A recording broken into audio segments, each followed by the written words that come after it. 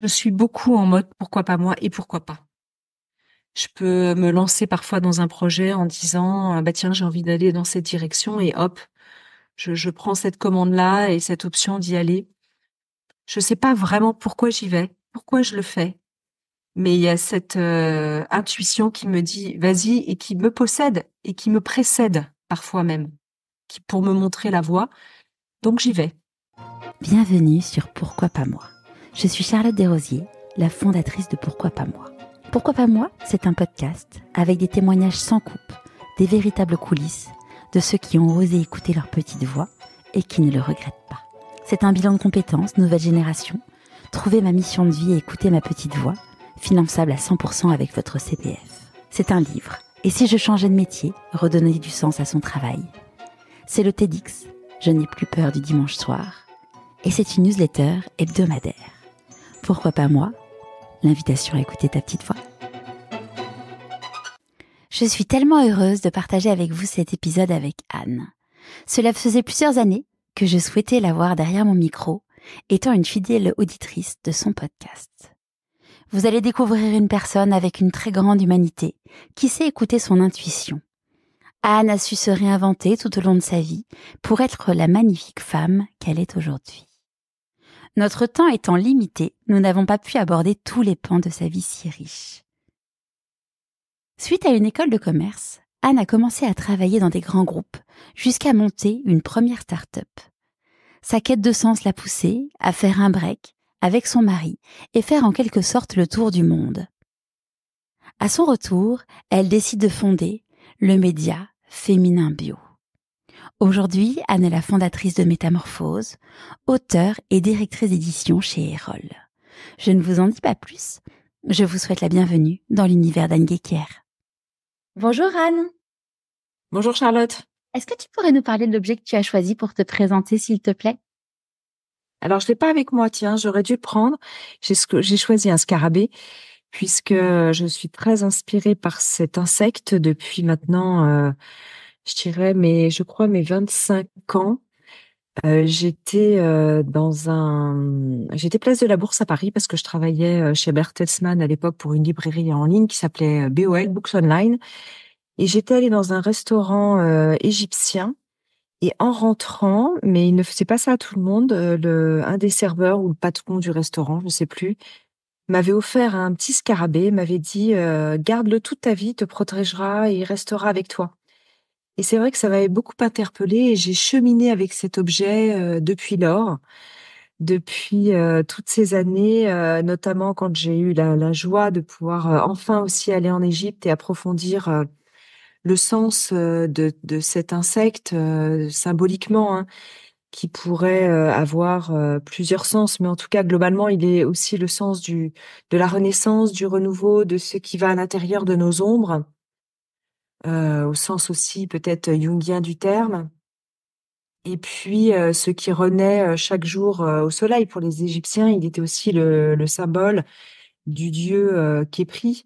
Et donc tout ce qui symbolise l'enfouissement, puis la renaissance et le fait de se débarrasser de nos vieilles peaux pour renaître à soi. Et pour moi, il porte deux autres sens. Évidemment, selon Jung aussi, les synchronicités, puisque dans l'histoire de la thérapie et de Jung, une patiente vient voir Jung, elle est très rationnelle, elle a une problématique, elle a fait un rêve particulier où elle a vu un scarabée d'or représentant étant signifiant pour elle, mais elle n'y croit pas trop. Et à ce moment-là, il y a un petit bruit comme ça à la fenêtre. Donc Jung se lève pour aller voir et il trouve un scarabée doré qui apparaît et il lui dit, bah là voilà votre synchronicité. Donc la femme est absolument stupéfaite de ce qui lui arrive.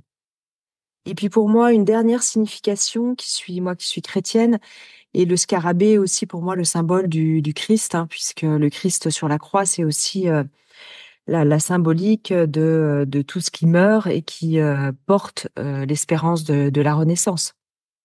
Donc voilà, le scarabée, je l'ai choisi aujourd'hui pour toutes ces raisons-là. C'est chouette. C'est marrant parce que ce matin, avant de t'interviewer, j'ai tiré une carte d'oracle de ton oracle, le scarabée d'or. Et la carte que j'ai tirée, c'était Jung. Ah ben voilà, il est avec nous. Esprit de Jung, es-tu là?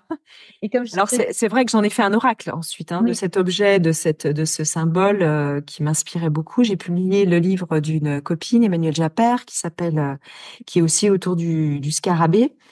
Et puis ensuite, moi, j'en ai fait moi-même un oracle, comme tu disais. très bel oracle. Et je trouve ça très chouette parce que tu as créé un petit cahier. En général, dans les oracles, il n'y a pas de petit cahier. Et je trouve Oui, ça chouette d'avoir le petit cahier associé à son oracle. qu'on puisse noter et prendre des notes sur nos tirages de cartes. Oui, c'est vrai, parce que souvent, on tire nos cartes et puis on pense pas forcément à noter ou à enregistrer, puis après, on oublie. C'est ça, ouais. Mm. Alors que Et c'est c'était une demande d'ailleurs d'une auditrice de Métamorphose qui m'avait dit un jour, ce serait génial de pouvoir noter en fait les tirages. Si un jour vous refaites un oracle, est-ce que vous pourriez mettre un carnet? Alors la clair, demande a été aussitôt exécutée pour l'oracle suivant. super. Est-ce que tu pourrais nous raconter où est-ce que tu as grandi? J'ai grandi, je suis née à Paris, Paris 13e, et donc les 3 premières années de ma vie, j'ai grandi dans un appartement parisien. Et puis, à peu près vers 3 4 ans, mes parents, qui avaient tous les deux des professions libérales, trouvaient que la grande ville, c'était bien. Il faut se remettre dans le contexte aussi des années 70, retour à la nature, des années quand même assez hippies, etc. Et puis, mes parents aimaient beaucoup la nature. Ils avaient été élevés, ma mère en Bretagne et mon père du côté d'Angers, mais plutôt dans des environnements naturels. Et donc, je crois qu'ils avaient envie aussi d'avoir un retour aux sources. Et donc, ils sont partis s'installer sur une île, à Noirmoutier, qui à l'époque, alors maintenant Noirmoutier c'est devenu très touristique, assez connu, etc. À l'époque, le pont venait tout juste d'être construit. Et puis les îles ont cette particularité, hein, que toutes les îles que j'ai visitées, alors peut-être un peu moins les très grosses îles comme l'Australie, bon, qui est certainement qui est la plus grosse au monde. Mais c'est vrai que sur les îles, on retrouve des tempéraments quand même assez forts d'Iliens, de gens qui ont assez peu bougé d'une manière générale, qui sont très attachés aux valeurs de la terre, de leurs îles, avec des tempéraments particuliers. Donc j'ai grandi là-bas, ils sont arrivés quand j'étais toute petite. Et quel type de petite fille tu étais?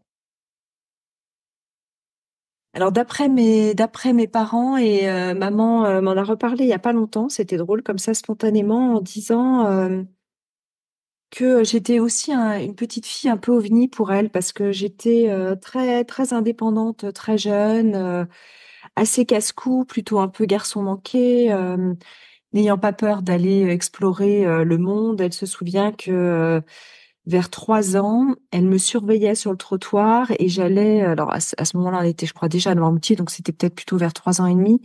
J'allais acheter une baguette de pain. Et donc, elle me regardait, je longeais le trottoir pour aller jusqu'à la boulangerie qui était peut-être à, je sais pas, 300 ou 400 mètres. Alors, je me dis quand même, c'est assez petit pour aller acheter son pain tout seul. C'était peut-être aussi une autre époque. Mais une enfant assez insouciante et joyeuse et assez exploratrice, on va dire. Plutôt ce type d'enfant. Et tu rêvais, tu te disais: «Oh, quand je serai grande, je serai quoi?» C'était quoi tes rêves? Je suis pas quelqu'un qui suis tellement dans des projections du futur. Donc mes rêves, et je le dis souvent, mes rêves, c'était plutôt d'explorer le quotidien, tu vois. Euh, j'ai une, euh, j'ai un tempérament en énéagramme, je serais plutôt le profil 7. Et le 7, il aime profiter des occasions qui se présentent là dans l'instant, dans le quotidien. Et donc c'est vrai que ce côté un peu épicurien, on pourrait dire, dans l'excès peut-être de ce profil du 7 en énéagramme par exemple, il aime jouir de l'instant, de ce qui se présente, des gens qui l'entourent. Donc mes rêves n'étaient pas justement dans qu'est-ce que je ferai plus tard. C'était plutôt comment je peux me saisir vraiment de cet instant, de l'émerveillement pour m'amuser, pour être entourée. Donc j'ai toujours aimé être avec beaucoup d'amis autour de moi. J'invitais beaucoup d'amis à la maison. J'aimais aussi beaucoup me déguiser. J'allais à l'école déguisée quand j'étais toute petite. Ma maîtresse de maternelle qui est décédée hélas il y a quelques années, que j'avais revue justement plusieurs fois, m'avait dit que dès la maternelle, j'arrivais déguisée comme ça par choix personnel. J'étais la seule à faire ça, donc voilà. C'était Une enfance haute en couleurs. oui, exactement. Et au moment de faire, le choix pour tes études, ça s'est passé comment pour toi? Alors moi, j'avais très envie dans cette idée toujours un peu d'explorer le monde, d'étudier dans des langues étrangères, de partir peut-être à l'étranger étudier, d'avoir cette expérience d'immersion dans d'autres cultures. Et à l'époque, il y avait très peu d'écoles de commerce. Alors, entre-temps, les Erasmus se sont beaucoup développés, mais ce qui existait pas et peu à l'époque. Et donc, il y avait une école de commerce qui proposait ça. Donc, j'ai fait ce choix d'intégrer cette école pour pouvoir aller vivre à l'étranger. Alors, c'était en Europe, hein. Maintenant, les étudiants voyagent beaucoup en Asie, etc. Donc, ça paraît étriqué, mais il y en avait encore une fois très peu à l'époque. Donc, je suis partie vivre à Madrid, puis à Londres. Et j'ai vécu aussi un peu en Andorre, puisque une des filiales de mon école avait aussi une antenne en Andorre où on apprenait le catalan. Donc, j'ai appris le catalan, ce qui est une langue que j'aime énormément, en plus de l'espagnol et de l'anglais, évidemment. Du coup, à la fin de tes études, j'ai lu que tu avais fait un DESS en droit des affaires. Oui. Pourquoi? Alors c'est vrai, à l'époque j'avais un ami qui était d'une famille d'avocats et j'aimais beaucoup beaucoup cette famille. Le père était avocat, la sœur, mon ami lui-même était étudiant et finissait ses études d'avocat. Et c'est vrai que je me suis posé la question de passer le barreau. Et du coup, je me suis dit, bah, je vais faire un master. Maintenant, à l'époque, c'était des 2 SS, maintenant on dirait des masters. Je me suis dit, je vais faire un master en droit des affaires et puis voir si finalement c'est une profession qui m'appelle. Et donc, j'ai fait un an. Alors, c'était compliqué parce que j'étais qu'avec des gens qui avaient de la maîtrise déjà de droit d'une manière générale ou de droit des affaires. Et moi, je suis arrivée après une école de commerce. Donc, on fait du droit après dans une école de commerce, mais pas au niveau Ouais. de la maîtrise de gens qui sortaient d'Assas ou de différentes écoles ou facs de droit. Et donc, je me suis accrochée. Ça m'a plu et ça m'a mis quand même beaucoup le pied à l'étrier pour la suite, puisque il fallait faire un mémoire. Et à l'époque, j'ai décidé de faire un mémoire sur les droits d'auteur sur Internet, puisque c'était le début des années Internet. C'était en 94 en France. Il devait y avoir peut-être même, je sais même pas si à l'époque il y avait un cybercafé à Paris.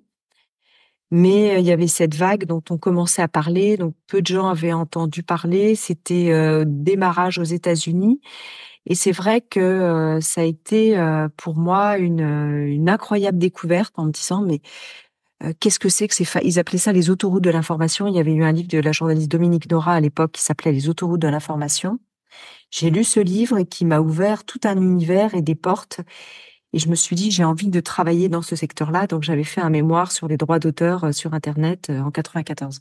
Donc déjà, t'étais déjà connecté avec l'édition à cette époque-là. J'étais connectée avec l'édition, toute la question des droits d'auteur, parce qu'on se disait si on peut tout numériser pour mettre sur la toile, le web, puisqu'on parlait vraiment du web à cette époque, comment est-ce qu'on va pouvoir sécuriser les droits, quels sont les garde-fous, etc. Et donc, je m'intéressais à la fois, bon, je m'intéressais juridiquement aux droits d'auteur et à tous ces sujets-là, mais aussi à cette formidable opportunité de créer des liens, puisqu'on commençait les premiers emails apparaissaient, donc de discuter, donc toute cette communication, en fait, qui était en train de jaillir. Ouais. Une nouvelle façon de travailler. C'était un nouvel Eldorado et voilà, il y avait, mais c'était vraiment les prémices, donc on ne savait pas encore ce que ça allait donner, hein. Il faut se remettre dans le contexte des années, du milieu des années 90. Et du coup, au niveau professionnel, comment ça s'est passé ton premier job? Vers quoi tu es allé? Alors, il y a eu un peu deux premiers jobs pour moi. Le premier, je passe assez vite. En fait, c'était une époque où on parlait beaucoup du chômage des jeunes. C'était difficile de trouver du travail. Il y avait beaucoup de jeunes diplômés sur le marché, peu d'opportunités. Et moi, rapidement, je me suis dit, je vais m'inscrire dans une agence d'intérim pour faire en fait n'importe quel petit boulot ou en tout cas rentrer dans une boîte et pour comprendre comment fonctionne une entreprise, quelle que soit la tâche en fait. Et donc je suis tombée sur une agence d'intérim dont à l'époque il y avait des assistantes de direction, puisqu'encore une fois Internet était encore très très peu là, donc c'était surtout des femmes encore assez genrées qui occupaient ces postes-là. Et l'assistante de direction, qui était un peu âgée, d'une très grosse entreprise, puisqu'il s'agissait d'une entreprise de sécurité, Securitas, partait et il cherchait quelqu'un pour la remplacer. Enfin, elle partait, elle était en congé maladie, elle allait pas très bien et donc il cherchait quelqu'un pour la remplacer. Donc je suis restée 6 mois à ce poste-là et j'étais très très proche du PDG avec qui je m'entendais très bien et qui m'a permis de découvrir toutes les un peu tous les rouages de la direction d'une très grosse boîte. Donc c'était super parce que du coup j'étais en relation avec tous ces cadres dirigeants. Il m'emmenait partout avec lui. Il m'a beaucoup, beaucoup appris. Et donc, je suis restée, je te dis, peut-être 6 à 10 mois dans cette entreprise. Il voulait me garder puisque je me régalais, mais je me suis dit, j'ai pas du tout envie forcément de rester assistante de direction. Et donc, mon premier job, je dirais, qui était plus en lien avec mes études, ça a été pour une boîte coréenne, un conglomérat coréen qui s'appelle LG. Et je travaille pour le bureau de représentation à Paris. Et là, j'étais vraiment le stéréotype de la jeune cadre dynamique et je travaillais dans tout ce qui était accès à Internet. On appelait ça les kits multimédia à ce moment-là. Et donc, j'étais vraiment dans le cœur puisque j'avais fait ce mémoire sur les droits d'auteur sur Internet. Et j'étais plus quand même, même si je vendais du hardware, donc des équipements en fait pour que les gens puissent s'équiper de modems chez eux, de kits de connexion Internet, mais j'étais vraiment beaucoup plus au cœur de mon sujet. Et là, cette première expérience qui était assez intéressante, c'est que j'étais la seule femme européenne, en tout cas française, dans cette équipe de Coréens. Il y avait des hommes européens aussi, mais pas de femmes. Il y avait il y avait une dame qui était plus âgée que moi, qui était l'assistante aussi, encore une fois, de direction, qui était là depuis longtemps, mais sinon, c'était que des jeunes cadres coréens dynamiques ou des hommes blancs, entre guillemets. Et c'est vrai que je faisais encore une fois un peu figure d'ovni. Et tu Et vivais comment? je l'ai vécu assez, enfin, à la fois avec beaucoup de recul et d'humour, mais en même temps assez mal parce que c'était très genré. Et comme j'étais une femme, une jeune femme, je n'avais pas les mêmes droits que les hommes. Donc, par exemple, mon collègue qui était cadre et qui avait le même âge que moi, et on était très, très amis, était devenu très amis, lui avait le droit de partir en Corée pour vivre cette expérience et découvrir l'entreprise, alors que moi, comme j'étais une femme, j'avais pas le droit d'y aller. Et donc, c'est vrai que je vivais ça comme une grande injustice. Donc, j'étais très rebelle et j'ai fini par partir en me disant que c'était pas du tout normal et je leur ai exprimé, je suis partie. Mais c'était drôle parce que c'était drôle. C'était voilà, tout le système aussi de ces conglomérats asiatiques où je dirais que, alors, ça a certainement évolué depuis, mais où la femme avait encore moins de place que dans les entreprises françaises dans la hiérarchie à ce moment-là. Donc c'était assez paroxystique et donc très injuste. Donc j'ai essayé de beaucoup lutter contre ça, puis j'ai vu que je pouvais pas faire grand-chose, donc je suis partie. Et du coup, à ce moment-là, donc, tu étais en mode profil working girl avec beaucoup d'ambition. Non, l'ambition chez moi, c'est pas quelque chose qui est un driver. En fait, encore une fois, j'aime performer, même, mais pour beaucoup plus pour l'amusement et par défi plutôt que par ambition personnelle. Je suis pas quelqu'un, je te disais, hein, je suis quelqu'un qui suis très dans le présent. Donc je j'ai pas de vision, tu vois, dans les recrutements classiques de l'époque, on te disait, c'est quoi ta vision à 5 ans, à 10 ans, vous vous projetez comment? Moi, je suis quelqu'un qui suis très peu projeté justement dans le futur, mais plutôt encore une fois ce qui n'empêche pas de planifier certaines choses, mais j'étais pas voilà. Donc ça m'amusait de jouer à la working girl, d'être performante par souci aussi du travail bien fait. J'aime bien faire les choses, les faire efficacement, que mes dossiers avancent, avoir des résultats. Je pense par vis-à-vis de moi-même aussi avant tout, et puis peut-être ce côté un peu bon élève qui aime bien être dans une forme de perfection. Je suis assez perfectionniste dans mon tempérament, mais pas par ambition.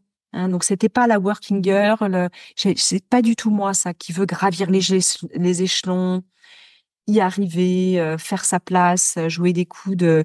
Je suis pas quelqu'un de politique, donc il y a pas ça chez moi en fait. Je comprends.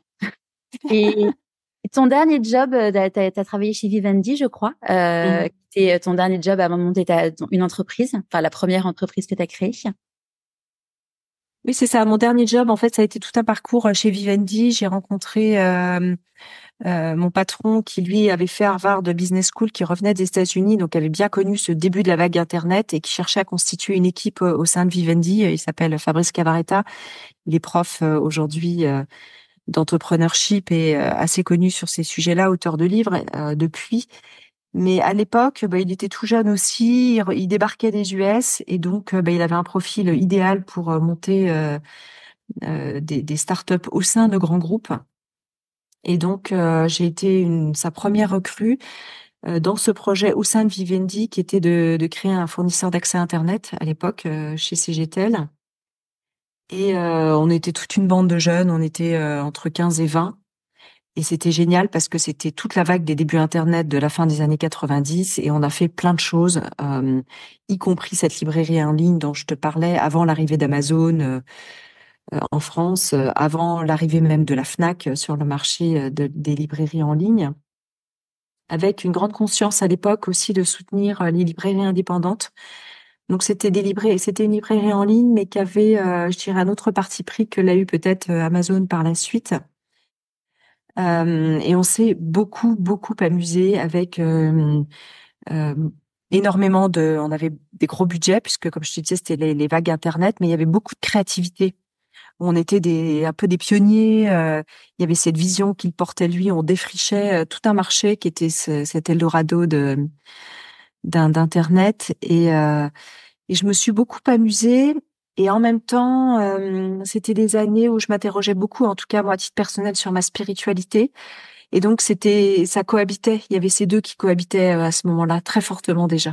Ça a été quoi l'élément déclencheur pour toi le fait d'avoir un éveil sur ta spiritualité?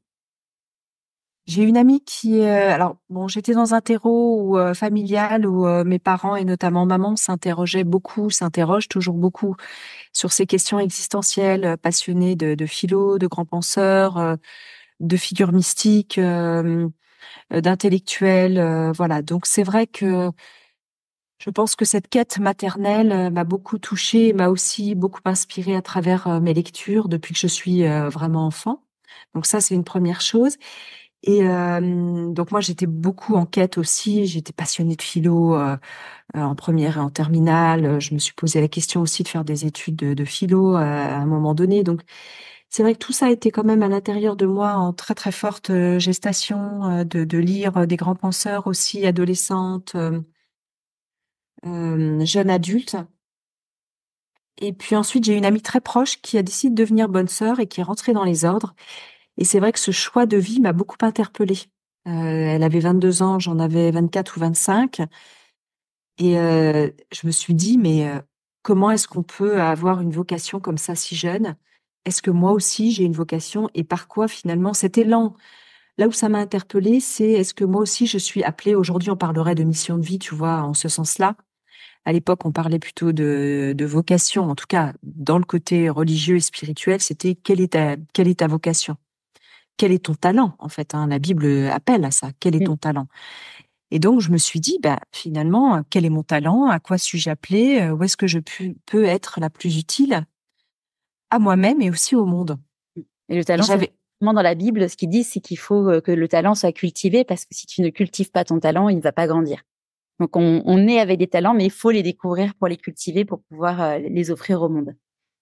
exactement, vraiment le talent comme aussi nos dons Mm. et qui sont des dons à cultiver. C'est-à-dire que parfois, on n'est pas forcément le meilleur ou la meilleure dans un champ d'exploration. Mais si on y va avec passion et joie, ça peut devenir en fait une sorte de zone d'excellence, peut-être pas de génie au sens voilà de science infuse, mais en tout cas quelque chose de vraiment. Et on a tout un tas de petits talents innés aussi qu'on peut finalement explorer. Ça peut être simplement savoir connecter des gens, les mettre en lien. Ça peut être plein de choses. Parfois, on voit ce talent comme étant cette grande mission, cette zone d'excellence ultra visible. Je vais devenir un génie du piano, etc. Alors qu'en fait, cette multitude de talents mis bout à bout forme un ensemble, je crois, extrêmement cohérent de notre direction de vie. Voilà, une espèce de flow comme ça, au sens anglo-saxon, qui peut nous emporter. Donc c'était cette grande question: quels sont mes talents? À quoi suis-je appelée en fait à ce moment-là, en tâche de fond, hein. Et comment, du coup, tu as commencé à y répondre à ces questions? J'ai passé du temps en prière, en méditation à ce moment-là, pour accompagner un peu sa vocation. Je suis allée dans sa communauté, qui est une communauté dominicaine, où j'ai passé du temps d'introspection. Aujourd'hui, on parlerait véritablement on parle beaucoup de méditation de pleine conscience, mais c'est vrai que, en tout cas, j'ai fait taire aussi toutes ces voix intérieures pour essayer de me retrouver dans ce silence, en me disant qu'est-ce qui va émerger comme voix à l'intérieur de moi. Et là, j'ai vraiment entendu que j'étais appelée à ce moment-là à me mettre au service du vivant dans son ensemble. Pas forcément dans le désert de la prière comme peut l'être une moniale ou un moine, même si nombre de consacrés, quelles que soient les religions dans ce monde, sont appelés aussi à être au service des autres et au service vraiment du vivant. Mais j'ai compris que j'étais aussi voilà, appelée peut-être à fonder une famille et à agir dans le monde de manière concrète. Ça a été très très fort et ça m'a aussi mise dans une grande joie d'entendre cet appel. Parce que là, à ce moment-là, sans savoir où j'allais aller, j'ai senti en fait une direction, une éclosion. Et j'avais pas peur. Je me suis dit, quel que soit en fait le chemin que je vais prendre, il y avait cette phrase, cette parole de l'Évangile qui me guidait beaucoup à ce moment-là, qui me guide toujours, hein, qui était le Seigneur est mon berger, je ne manque de rien. Sur les prés d'herbes fraîches, il me fait reposer. Il y a quelque chose, je sais pas si je l'ai dit bien exactement, mais de cet ordre-là. En disant, quand on s'abandonne aussi à une forme de grâce, à plus grand que soi, on peut se laisser guider, tu vois, par cette étoile. Alors, non pas en restant allongé sur son canapé, hein, là, je reprends aussi, je cite Franck Lobvet, j'ai suivi ses formations, puis je l'ai beaucoup interviewé dans Métamorphose, mais il y a vraiment cette idée à un moment donné, si tu veux que la vie te serve, mets-toi aussi à son service, hein. C'est vrai que euh, nous sommes co-créateurs, hein, donc on se met aussi en mouvement avec cette force de vie qui nous saisit. J'ai eu le Et plaisir aussi. voilà. Comment? J'ai aussi le plaisir de l'interviewer il y a 2 ans, je crois. Ben voilà, c'est ça. Donc c'est vraiment Magnifique témoignage.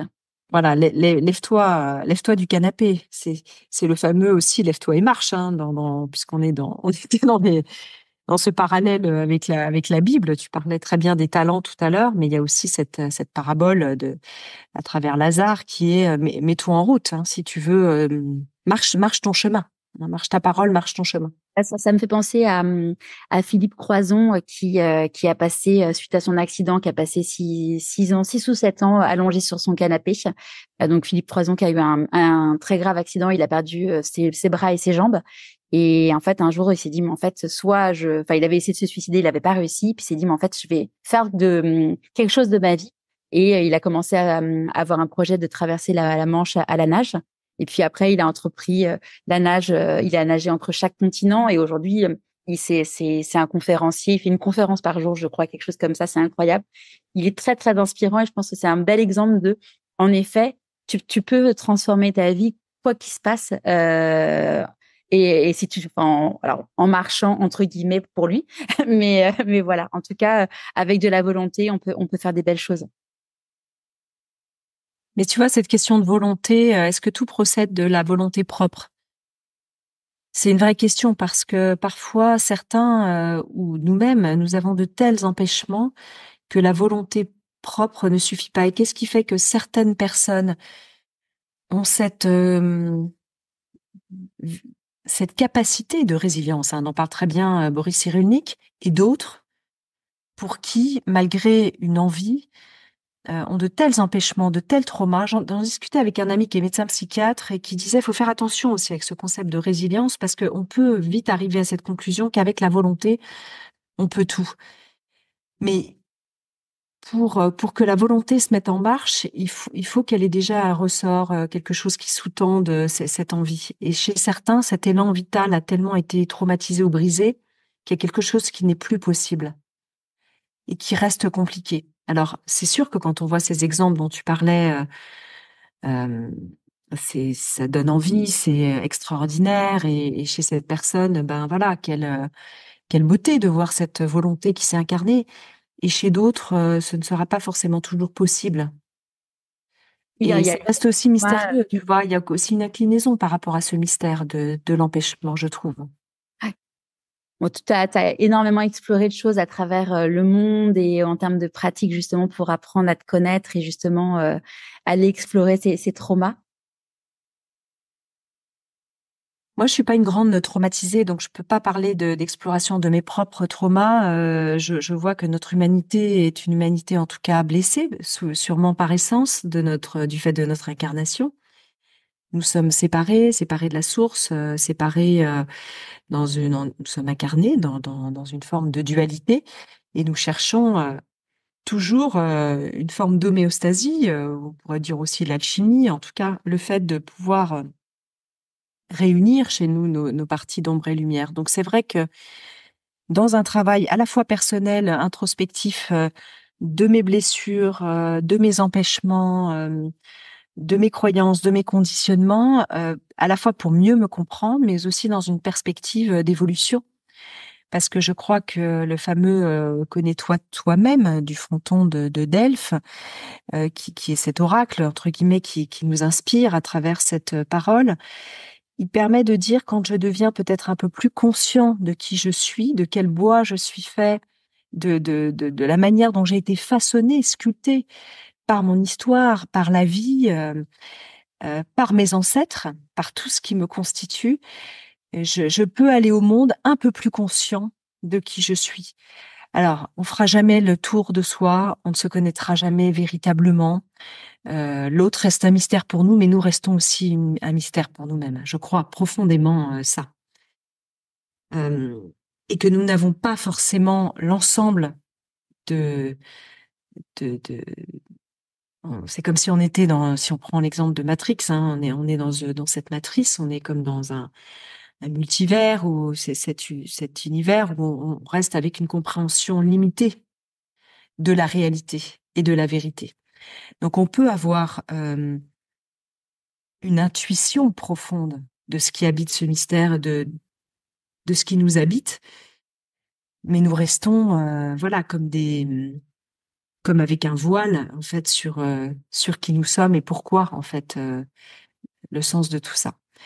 Donc c'est vrai que même s'il y a tout ce chemin introspectif qui nous permet peut-être d'aller un peu plus léger au monde, un peu plus conscient, un peu moins en pilote automatique, pour aller vers cette grande rencontre avec soi-même et puis porter du fruit au monde, parce que l'idée c'est pas de tourner sans arrêt autour de son nombril pour tout décortiquer dans tous les sens, puis à la fin ça peut devenir à la fois assommant, pénible, voire même euh, peut-être une pathologie, hein, de chercher à tout décortiquer en permanence sur pourquoi ceci, pourquoi cela.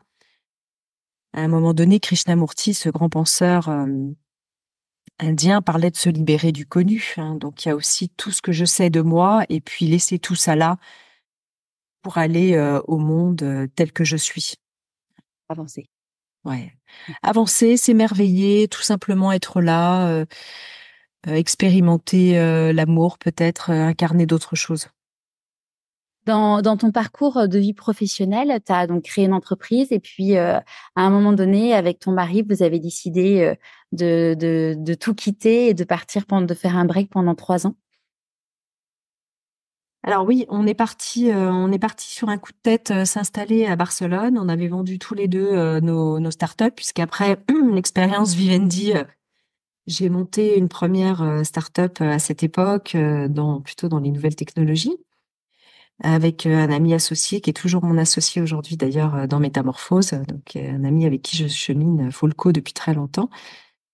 Et donc on avait vendu la personne qui était mon compagnon à l'époque, qui est devenu ensuite mon mari. On a décidé de voilà d'aller un peu voir ailleurs et on s'est installé effectivement à ce moment-là à Barcelone. Et depuis Barcelone, on a beaucoup voyagé. On n'avait pas d'enfants, on était libre, on avait vendu nos boîtes, on avait un peu d'argent de côté et donc on a voyagé.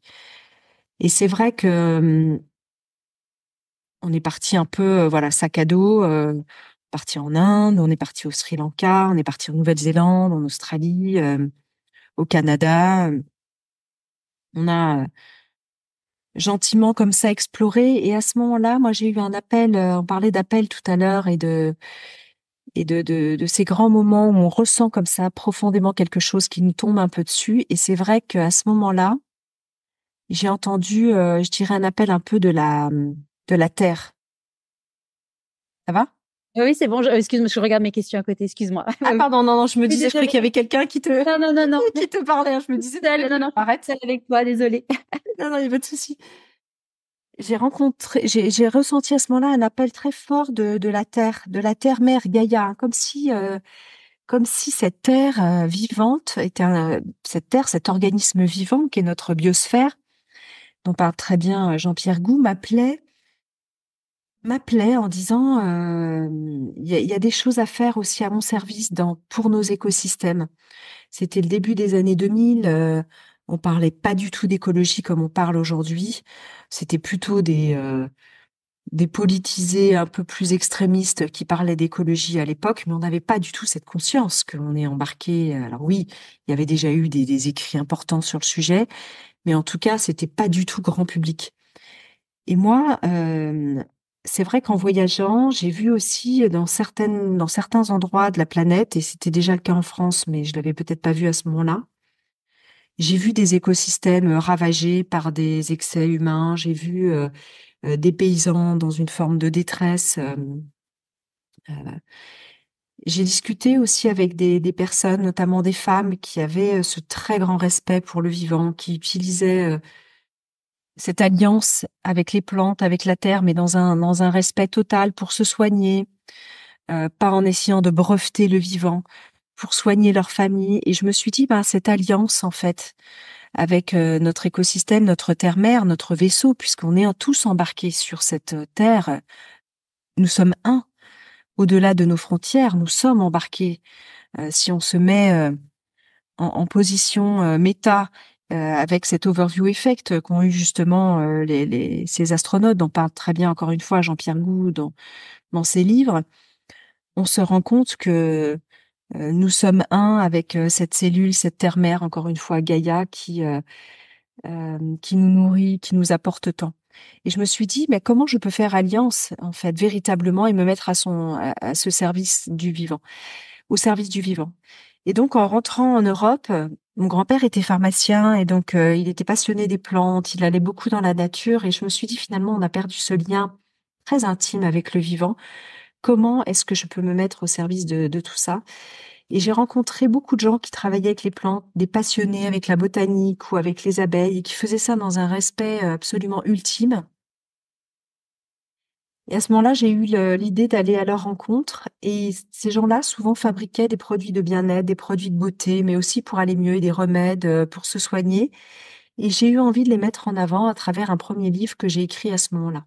Et ça a été le début de tout un chemin lié à cet appel, un premier livre, un deuxième livre sur ce sujet-là. Et puis après, je me suis dit plus globalement, j'ai envie de partager ce mode de vie, cette alliance avec la nature et ce respect plus en profondeur dans nos modes de vie au quotidien, que ce soit à travers l'alimentation, la manière de se soigner, d'élever des enfants, toute une philosophie plus holistique de cette alliance, sans dogme, sans, je Sans dirais sans, lobbying, comment? sans lobbying ou... Non, non, non, et puis de manière très spontanée, voilà, j'avais lu des dizaines de livres de penseurs sur plein de sujets, mais très éclectiques.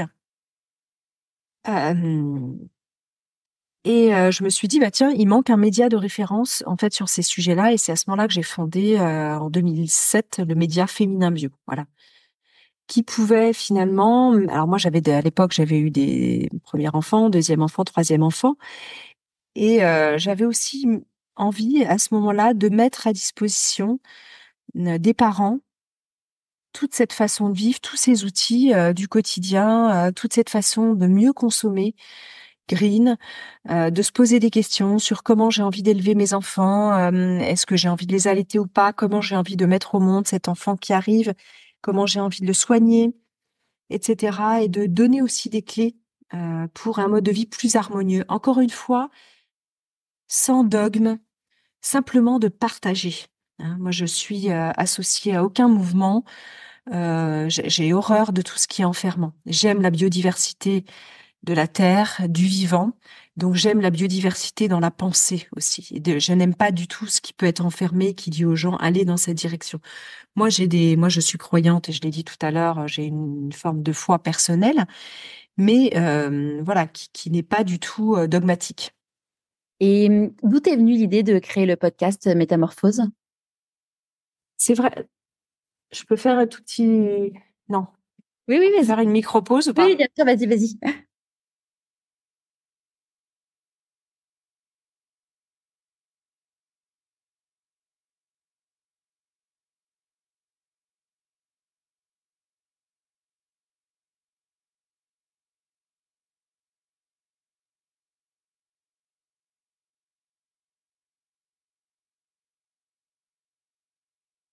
J'avais besoin d'un mouchoir, excuse-moi.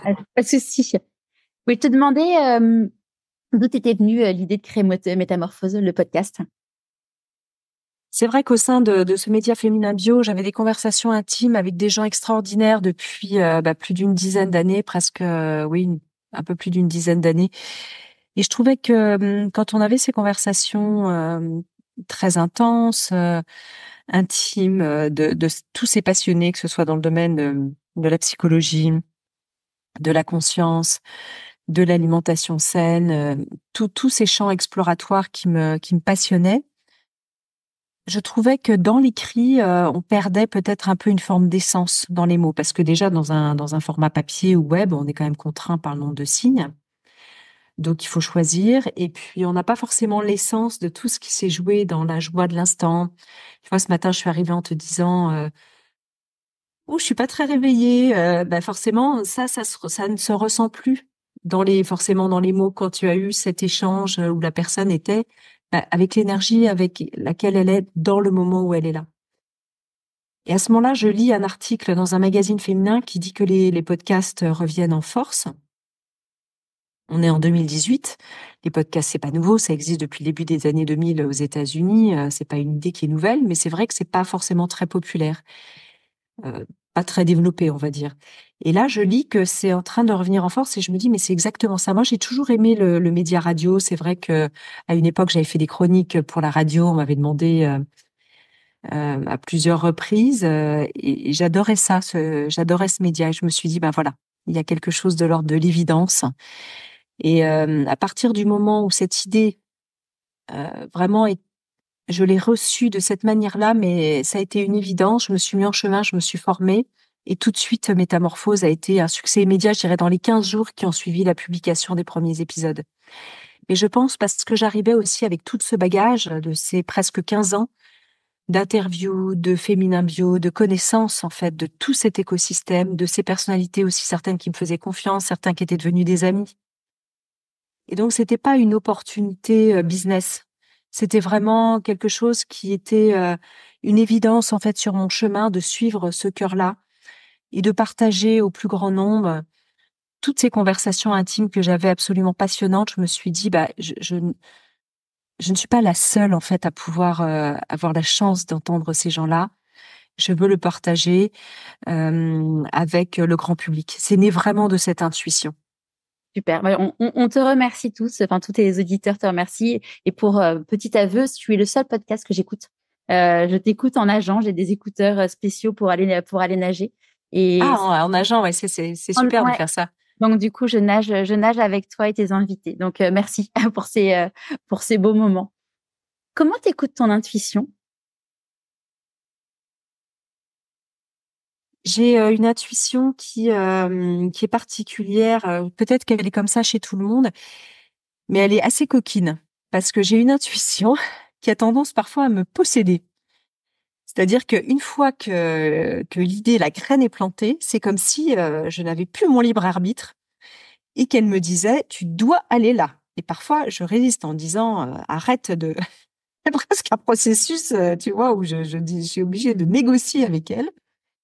Comme je te disais pour Métamorphose, et ça, c'est pas arrivé des centaines de fois dans ma vie, mais tu sais, le truc qu'on dit, dis donc, quand elle a une idée en tête, celle-là, ça la quitte plus. Eh ben, c'est exactement ça. Quand je suis possédée comme ça, prise par cette intuition. Je parlais récemment avec Fabrice Midal, il parlait de Goethe, qu'il avait découvert chez Goethe, qui parlait de l'aperçu, et il donnait cette analogie avec Marie Curie dans son dernier livre, qui, quand elle a eu cette intuition de créer ensuite ce qu'elle a créé. Hein. Bon, après, malheureusement, ce que les autres en ont fait n'était pas forcément très glorieux autour de la bombe atomique, mais en tout cas, quand elle a été dans son processus créatif, elle a vraiment senti qu'il y avait quelque chose de puissant qui était là. Ben moi, c'est pareil. Quand je suis pas du tout à l'échelle de Marie Curie, je me compare pas à elle. Là n'est pas le propos, mais le propos est de dire que mes intuitions parfois me dépassent, me possèdent, et je ne peux pas faire autrement que de les suivre.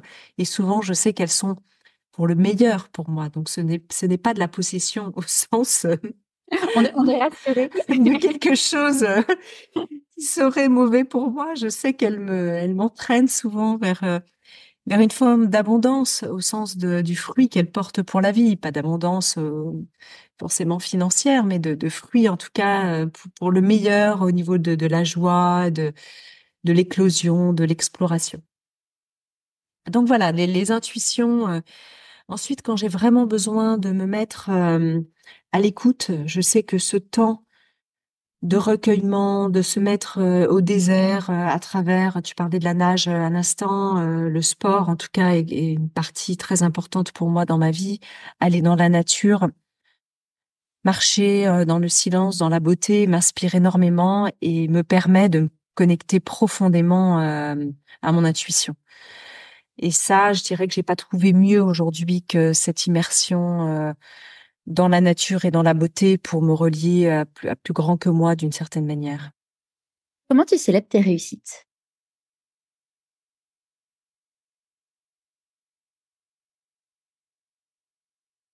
Alors, faudrait définir qu'est-ce qu'une réussite. C'était la question d'après. Qu'est-ce qu'une réussite? J'ai une notion, ça va pas mal avec ta question autour de l'ambition, parce que comme en fait chez moi, je suis un flow très intuitif, pas très planifié. Je pense que j'ai une forme de trouble de l'attention. Tu vois, on parle beaucoup des TDA, des TDAH. C'est vrai qu'il y a de ça un peu chez moi, pas forcément avec un curseur poussé, mais quand même qui est bien là. Et donc, c'est vrai que il y a cette opportunité, cette jouissance de l'instant qui fait que je ne me fixe pas des objectifs en me disant, bah, quand j'aurai fait ça et que j'y serai arrivée, je pourrais célébrer une forme de, tu vois, de réussite ou de succès. Voilà. Donc, tout ce qui vient est la cerise sur le gâteau de l'aboutissement d'un process, mais finalement, c'est beaucoup plus le chemin qui m'intéresse. Alors, c'est vrai que c'est important de se poser parfois pour célébrer, tu vois. Donc d'avoir de la gratitude, tu vois, je le formulerais plus comme ça plutôt que de quelque chose de l'ordre de la réussite en tant qu'elle, telle qui ramène beaucoup à une vision assez business. Donc je dirais plutôt que de voilà de l'avoir de la gratitude quand bah il y a quelque chose qu'on a réussi aussi avec mon équipe. C'est vrai que là en fin d'année on a passé des années où Métamorphose s'est beaucoup envolé. Aujourd'hui on est le premier podcast français en bien-être.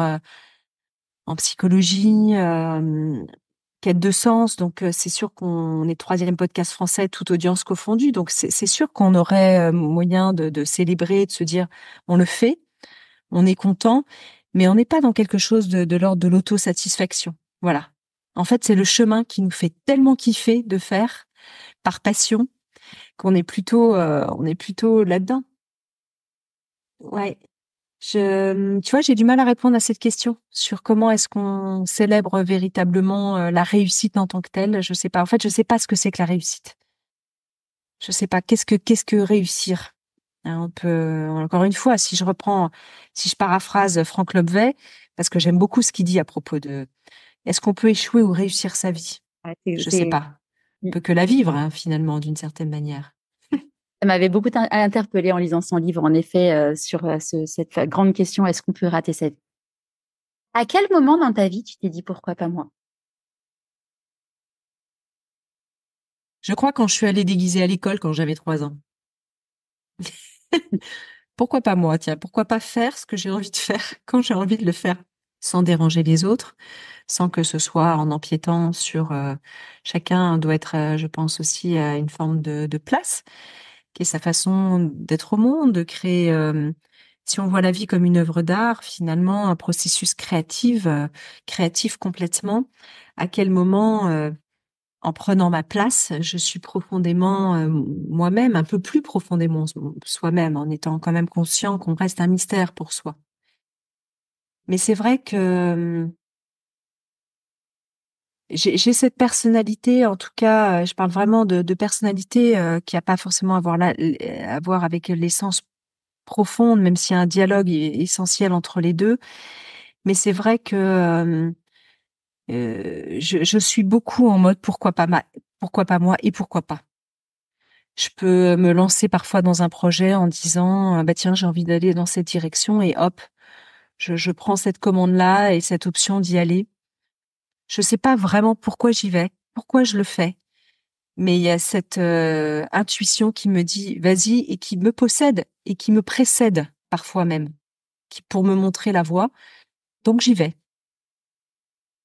Qu'est-ce que tu penses que la petite Anne de 6 ans dirait si elle te voyait aujourd'hui?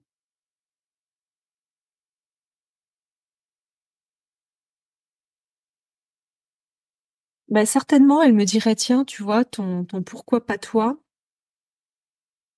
t'a emmené là, et elle me poserait la question. Est-ce que comment tu te sens avec tout ça aujourd'hui? Comment tu te sens? Et je crois que finalement, je n'ai pas de regrets parce que on fait pas toujours les bons choix. J'ai pas fait toujours forcément les bons choix, ni les plus mauvais. Mais en tout cas, ils ont été les miens avec l'élan du moment. C'est facile en fait de refaire nos vies en disant quand on est face dans nos vies à des carrefours ou à des tournants. Eh ben, on se dit parfois, on fait les plus et les moins, on ne sait pas choisir. Et puis à un moment donné, la voix qui l'emporte, c'est cette fameuse voix de l'intuition, la voix profonde. C'est pas la voix forcément de la raison, c'est vraiment la voix du cœur. Et moi, c'est celle que j'essaye de suivre sans le mentaliser, mais en tout cas, parfois de manière même impulsive. Mais elle est mienne. Donc peut-être que la petite fille dirait, bah voilà, tu as suivi une forme de légende personnelle et tu en es là et pourquoi pas. Est-ce qu'il y a un conseil que tu aurais aimé recevoir et que du coup tu aimerais donner aujourd'hui?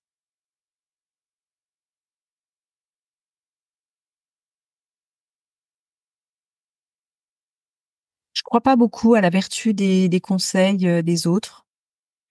J'aime pas trop donner de conseils. J'aime bien quand on me demande, je peux apporter des éclairages ou je suis très sauveuse moi dans mon profil, donc forcément, si on me demande mon avis, je vais partager ce que je ressens. Mais en réalité, ce bon vieil adage que les conseilleurs ne sont pas les payeurs, je sais même pas les conseils que je me donnerais à moi-même. Alors qui suis-je pour donner des conseils aux autres? Je crois que chaque voix, chaque terreau familial, chaque essence même de chacun est tellement différent. C'est comme si nous étions presque chaque être humain est un univers à lui tout seul. Donc je ne sais pas quel conseil j'aurais envie de donner ou que j'aurais eu envie de recevoir. C'est très difficile parce que tout ça est dans un tel élan du vivant. Et en plus, moi, je me méfie aussi beaucoup des souvenirs reconstitués.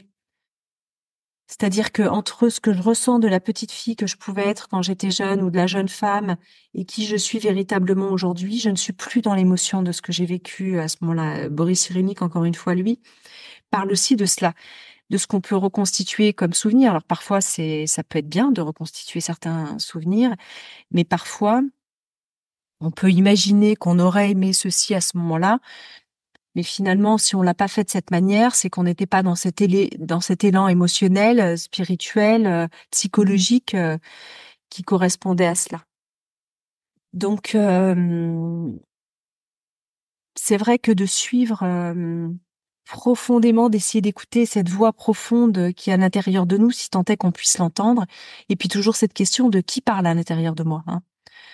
Quelle est la voix? Est-ce que c'est la voix de la blessure qui parle à travers une forme de construction caractérielle, qui est en réponse et qui finalement va me guider d'une façon qui n'est pas toujours la meilleure voie et conseil possible à l'intérieur?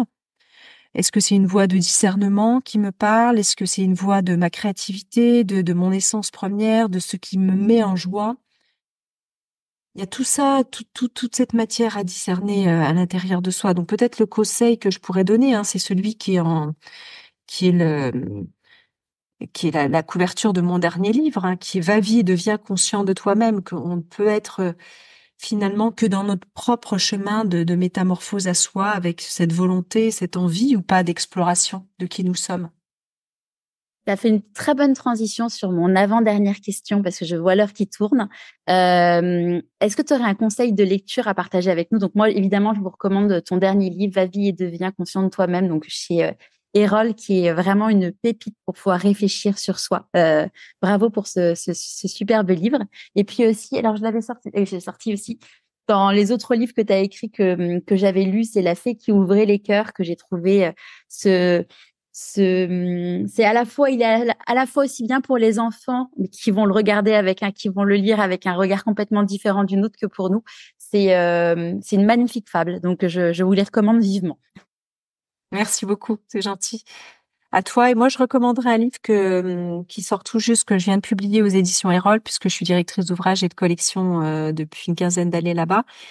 J'ai parlé de Jean-Pierre Gou, de la biosphère, et c'est un roman initiatique, justement un roman de métamorphose, c'est aussi un thriller écologique, un page turner, une fois qu'on l'a entre les mains, on ne le quitte plus, qui s'appelle La Petite Princesse, et qui parle de cette révolution bleue et de cette vague que nous pouvons initier, nous les humains, pour ce siècle dans lequel nous sommes, ce 21e siècle, et qui sera pour lui le siècle de la révolution bleue.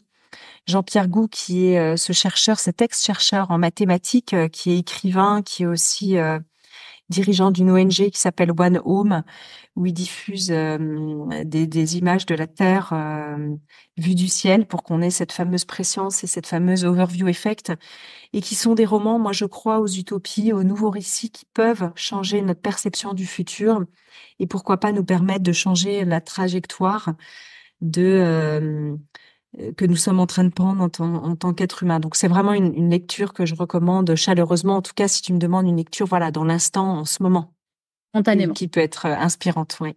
Merci Anne. Est-ce que tu pourrais nous dire à qui tu as envie de dire merci et pourquoi avant qu'on se quitte? Je dirais merci à mes parents avant tout pour justement m'avoir offert cet écrin et ce terreau à travers lequel je suis venue au monde. Je leur dois beaucoup émotionnellement, intellectuellement, spirituellement, et sont vraiment des gens avec qui je chemine avec une telle joie dans cette vie. Et puis, par effet miroir, à mes enfants, à mes 3 filles, qui sont forcément nos enfants sont aussi nos maîtres, à travers ce qui nous enseignent, ce qui nous donne à voir de nous-mêmes et puis d'eux-mêmes. Et donc, voilà, je dirais principalement ces personnes-là. Merci beaucoup, Anne. Si les personnes veulent écouter donc Métamorphose, on peut te retrouver sur toutes les plateformes d'écoute, bien évidemment. Le site de Métamorphose aussi. Est-ce qu'il y a d'autres liens que tu veux partager, que je mettrai aussi sur le blog pourquoipasmoi.co? Non, je crois que tu as tout dit. Après, nos réseaux sociaux, on trouve très facilement avec Métamorphose Podcast, pas de problème. Merci beaucoup, Anne. Bonne journée. Merci à toi. Très bonne journée. Et si toi aussi, tu as envie de découvrir ta raison d'être, comme mon invité du jour, je serai ravie de t'accompagner avec le bilan de compétences nouvelle génération. Pour en savoir plus, tu as le lien dans les notes de l'épisode. Tu aimes le podcast Pourquoi pas moi ? Abonne-toi sur ta plateforme d'écoute préférée et mets 5 étoiles et un commentaire sur Apple Podcast. Pour moi, c'est énorme. Et pour continuer à suivre les aventures de mon invité et plus de conseils pour écouter ta petite voix, inscris-toi à la newsletter et suis Pourquoi pas moi sur Instagram. Une fois encore, je te mets tous les liens dans les notes de l'épisode. Et évidemment, n'oublie pas d'en parler autour de toi et surtout de ne jamais oublier de te dire « Pourquoi pas moi ?»